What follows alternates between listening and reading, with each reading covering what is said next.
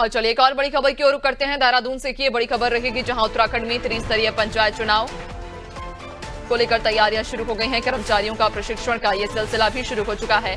पंचायत चुनाव की सियासी हलचल तेज हो गई है। पक्ष और विपक्ष जीत के दावे कर रहा है। पहले चरण का 24 जुलाई को मतदान होगा और दूसरे चरण का 28 जुलाई को मतदान होगा। 31 जुलाई को चुनाव के परिणाम भी आएंगे। तो उत्तराखंड में त्रिस्तरीय पंचायत चुनाव को लेकर तैयारियां तेज हैं। कर्मचारियों का प्रशिक्षण का जो सिलसिला है वो शुरू हो चुका है। पंचायत चुनाव की सियासी हलचल भी तेज हो गई, जहां पक्ष और विपक्ष जीत के दावे कर रहे हैं। पहले चरण का 24 जुलाई को मतदान होगा और दूसरे चरण का 28 जुलाई को मतदान होगा, जहां 31 जुलाई को चुनाव के परिणाम भी आएंगे। तो उत्तराखंड में त्रिस्तरीय पंचायत चुनाव को लेकर अब तैयारियां तेज हो गई हैं। कर्मचारियों के प्रशिक्षण का सिलसिला भी शुरू हो चुका है। ज्यादा जानकारी लेंगे, सहयोगी सोनू लगातार हमारे साथ बने हुए हैं। सोनू, उत्तराखंड में त्रिस्तरीय पंचायत चुनाव के को लेकर अब तैयारियां तेज हो चुकी हैं।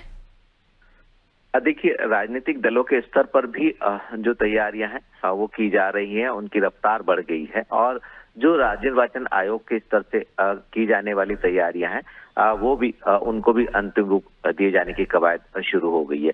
जनपद स्तर पर जो प्रशिक्षण के कार्यक्रम आयोजित होने हैं, क्योंकि 2 चरणों में प्रशिक्षण होता है।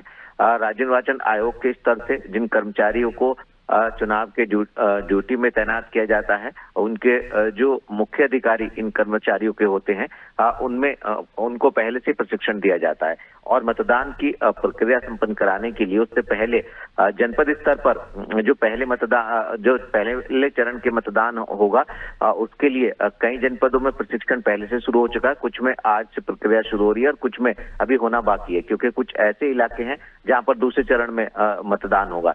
क्योंकि 2 चरणों में चुनाव होना है और ऐसे में अलग अलग स्तर पर अलग अलग जनपदों में अलग अलग जो जनपद के निर्वाचन अधिकारी हैं उनके तहत इन प्रशिक्षण के कार्यक्रमों को आगे बढ़ाया जा रहा है। और सभी की कोशिश ये है कि ये जो चुनाव होने जा रहे हैं शांतिपूर्ण ढंग से हो, निष्पक्ष तरीके से हो, पारदर्शी तरीके से चुनाव हो। तो ऐसे में क्योंकि आप जानते ही हैं उत्तराखंड के 13 में से 12 जनपदों में चुनाव हो रहा है। हरिद्वार के अतिरिक्त जितने सभी 12 जनपद हैं उन सब में चुनाव हो रहा है और इसको लेकर के व्यवस्थाएं की जा रही है।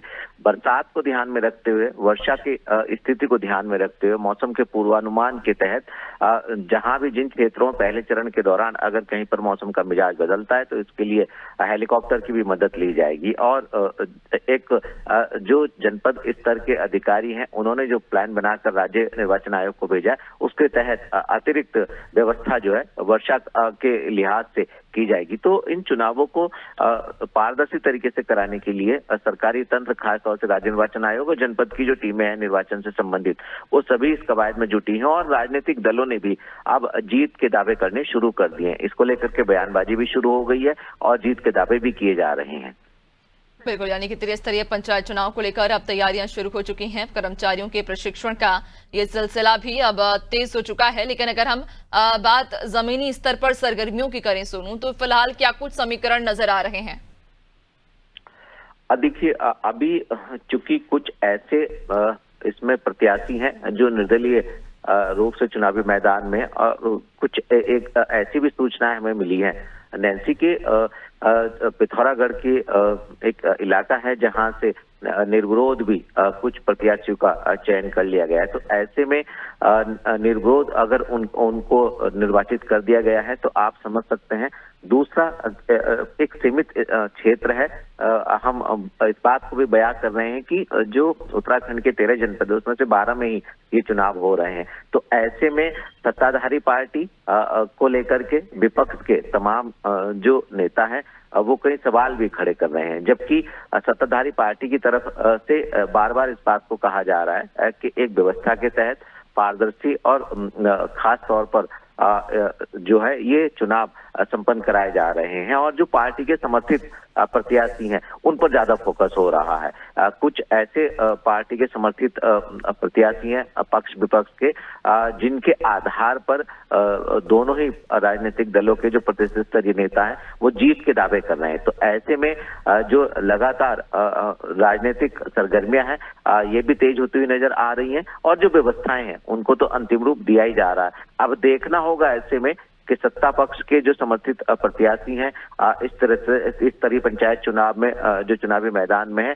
और विपक्ष के जो प्रत्याशी हैं आखिर इनमें जीत ज्यादा किसकी होगी, ये तो आने वाला वक्त ही बताएगा। जिस दिन मतगणना होगी उस दिन इसकी वास्तविक तस्वीर पूरी तरह से साफ हो जाएगी।